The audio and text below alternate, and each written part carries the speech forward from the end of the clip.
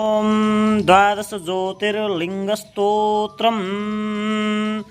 ॐ सौराष्ट्रे सोमनाथं च श्रीशैले मल्लिकार्जुनम् उज्जयिन्यं महाकाल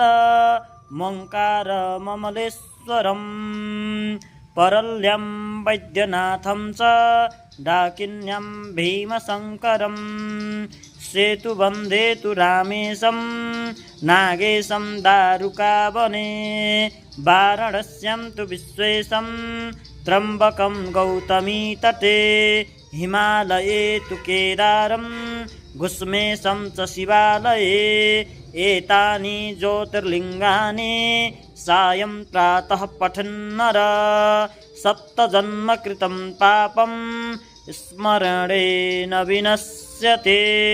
ॐ